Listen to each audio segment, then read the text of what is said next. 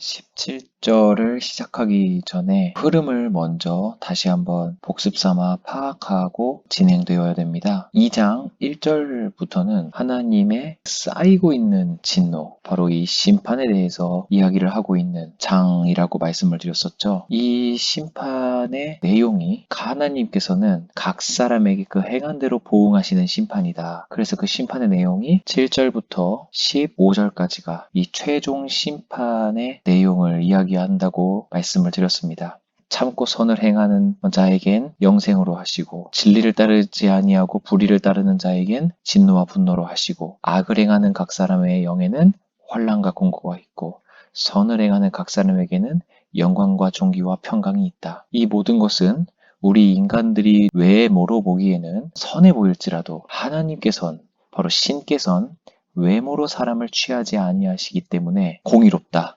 인간의 심판과는 다르다를 이야기하고 있었습니다. 근데 여기에서 이제 독특한 점 하나가 있습니다. 바로 이 부분을 살펴봐야 하는데요. 먼저 여기에서는 먼저는 유대인에게요, 그리고 헬라인에게며 또 먼저는 유대인에게요, 그리고 헬라인에게라 이렇게 이제 됩니다.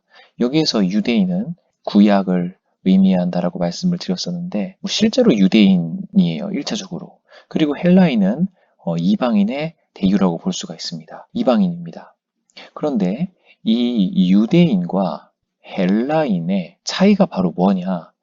율법 없이 범죄한 자, 이것이 바로 여기에 있는 헬라인이 되는 거예요. 그리고 여기에 있는 율법이 있고 범죄한 자, 이것이 바로 유대인을 디테일하게 설명하고 있는 부분이라고 볼 수가 있겠죠. 그리고 또 순서적으로 보았을 때 지금 유대인과 이방인, 이거를 다르게 표현하면 율법이 있는 자와 율법이 없는 자, 이렇게 두 가지로 나눌 수가 있겠죠. 그래서 이 율법이 없는 자가 여기에 14절부터 이들의 심판이 내려질 거라고 조금 더 디테일하게 설명을 하고 있어요. 율법이 없는 이방인은 무슨 기준으로 심판을 받게 되느냐? 그들의 양심이 기준이 되어서 심판을 받게 된다라고 했습니다. 그럼 이제 순서적으로 보았을 때 유대인은 율법이 있이 범죄한 것, 헬라인에게는 율법이 없이 범죄한 것이죠. 그래서 이 율법이 없는 자들의 이방인은 양심이 증거가 되어 심판을 받는 최종 심판이다. 그럼 다음 순서가 어떻게 되겠습니까? 율법이 있고 범죄한 자, 곧 유대인에 관련된 메시지가 17절부터 나와야 순서겠죠. 그래서 17절, 오늘 할 부분인 유대인이라 불리는 네가 라고 시작이 되는 겁니다. 처음엔 율법 없는 이방인들이 양심이 증거가 되어 심판을 받는 것이 나왔고, 이제 순서적으로 율법 이씨 범죄한 자인 유대인의 심판이 여기서 나오게 되는 겁니다.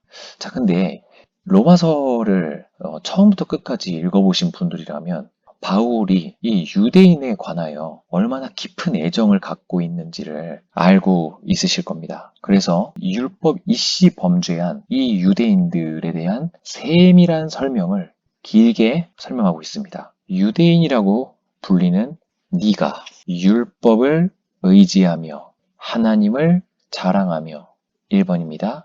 2번입니다. 율법의 교훈을 받아 하나님의 뜻을 알고 지극히 선한 것을 분간하며, 요게 3번이고요. 맹인의 길을 인도하는 자라고 하는 거, 어둠에 있는 자의 빛이라고 하는 거, 율법에 있는 지식과 진리의 모본을 가진 자로서 어리석은 자의 교사이기도 하고 어린아이의 선생이라고, 여기가 중요합니다. 스스로를 믿고 있으니, 이렇게 마무리가 되는 겁니다. 그래서요, 17절과 20절이 하나의 문장입니다. 그래서 이거의 주어와 서술어를 한번 살펴보면요, 유대인이라고 불리는 네가 이렇게 스스로를 믿고 있으니 라고 하는 말이에요. 이 로마서를 이 부분을 잘못 보면은 유대인의 특징은 율법을 의지하고 있구나, 하나님을 자랑하는구나, 이렇게 생각하시면 안 되는 겁니다. 유대인이라고 불리는 너는 이렇게 스스로 자평을 하고 있느냐, 이겁니다. 그럼 유대인들은 스스로를 어떻게 자평을 하고 있다고요? 나는 율법을 의지하고 있어. 하나님을 나는 자랑해. 율법의 교훈을 받아 하나님의 뜻을 알고 난 지극히 선한 것을 분간할 줄 아는 사람이야. 나는 맹인의 길을 인도하는 자지. 어둠에 있는 자의 빛이야. 그리고 율법에 있는 지식과 진리의 모본을 가진 자지. 그래서 나는 어리석은 자들의 교사야. 어린아이의 선생이야. 라고 평소 스스로를 이렇게 믿고 있었다는 겁니다. 자만이죠. 자만입니다. 바울은 이거를 꼬집는 거예요. 그렇다면, 그래 좋다. 그렇다고 치자. 이런 어조가 나오는 겁니다. 그렇다면 너희 유대인들아, 이렇게 믿고 있는, 스스로를 이렇게 믿고 있는 유대인들아, 다른 사람을 가르치는 너, 그래 어리석은 자의 교사고 선생님이라고, 그래 다른 사람을 가르치는 네가 왜 네 자신을 가르치지 아니하냐? 그리고 도둑질하지 말라고 선포하는 내가 왜 도둑질하느냐? 간음하지 말라고 말하는 네가 왜 간음하느냐? 이거는 10계명에서 도둑질하지 말라라는 8계명과 간음하지 말라고 하는 7계명을 이야기하는 거죠. 이게 지금 여기서 나오는 율법의 교훈을 받아서 하나님의 뜻을 알고 있다. 편의상 3번이라고 적고 있는 이 부분의 그 율법. 바로 10계명, 도둑질하지 말라, 간음하지 말라, 우상을 가증히 여기는 네가, 이거 우상을 숭배하지 말아라고 하는 2계명이죠. 적겠습니다. 도둑질하지 말라는 8계명이죠. 간음하지 말라는 7계명입니다. 우상을 숭배하지 말라라고 하는 것은 제2계명입니다. 그래, 율법의 교훈을 받았다라고 자평하고 있구나. 그러면은 8계명, 7계명, 2계명은 왜 너희들 어기느냐? 이렇게 얘기하는 겁니다. 사실 이 간음하지 말라라고 하는 부분은 절대 지킬 수가 없죠. 마음의 문제이기 때문에요. 그리고 신전 물건을 도둑질하느냐 라고 하는 것은 신전에는 여러 가지 그 성물들이 있지 않았겠습니까? 이 성물들 자체는 우상이라는 거예요. 하나의 예수 그리스도를 상징하는 상징물들로서의 성물에 불과하죠. 일종의 모형들입니다.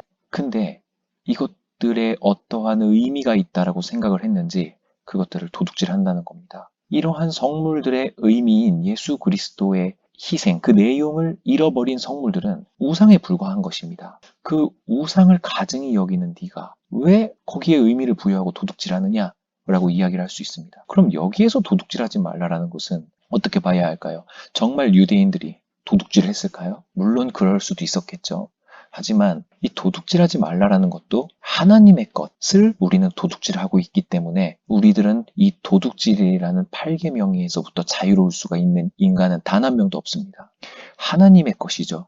우리의 시간, 우리의 건강, 그리고 우리의 열정, 이런 모든 것들이 전부 다 하나님의 것들인데 우리들은 마치 내 것이냐 도둑질하여 사용하고 있지 않습니까? 이렇게 철저하게 점검해 봤을 때 우리들은 이 8계명에서도 7계명에서도 그리고 2계명에서도 결코 자유로울 수가 없습니다. 바울은 유대인들에게 오냐 그렇다면 선생님이라고 그럼 왜 네 자신을 가르치지 못하냐? 그리고 율법을 의지하고 있고 율법의 교훈을 받아 분간을 한다고? 그래, 그렇다면은 왜 이러한 계명들을 지키지 아니하느냐? 계속 갑니다. 이러한 너희들의 자만을 제발 버리고 너희들 스스로를 한번 직시해봐라 라는 말의 어조가 그러면 이라는 것으로부터 계속 시작되는 거예요. 계속 연결되는 겁니다. 좋다. 율법을 자랑하는 내가 계속 연결됩니다. 여기서도 율법, 여기서도 율법, 여기에서도 율법, 굉장히 율법을 자랑하죠. 그래, 율법을 자랑하는 네가 율법을 범함으로 하나님을 욕되게 하느냐? 기록된 바와 같이 하나님의 이름이 너희 때문에 이방인 중에서 모독을 받고 있다. 라고 바울은 유대인들에게 이야기를 합니다. 이거는 예수님도 복음서에서 유대인들에게 말씀하실 때 이 유대인들은 기본적으로 구약 성경을 알고 있다라는 가정하에 그들이 알고 있는 지식을 상기시킴으로써 그들에게 교훈을 주는 경우들이 많으셨어요. 바울도 여기서 그 방법을 유사하게 사용합니다. 구약 성경에 하나님의 이름이 너희들 때문에 모독을 받고 있다라는 이 내용을 이들에게 상기시키심으로써 너희들이 하나님의 이름에 먹칠하고 있는 것은 오늘날의 문제가 아니라 구약 때도 그랬고 계속해서 너희들 때문에 하나님의 이름이 모독받고 있어. 이렇게 더 심하게 이들의 자만심을 드러내주고 있는 겁니다. 이사야 52장 5절과 에스겔 36장 22절에 이 내용이 있습니다. 25절 계속 가겠습니다. 네가 유대인이죠. 네가 율법을 행하면 할례가 유익하지만 만일 율법을 범하면 너의 할례는 무할례가 된다 라고 이야기를 합니다. 여기서부터는요 할례 이야기가 나옵니다.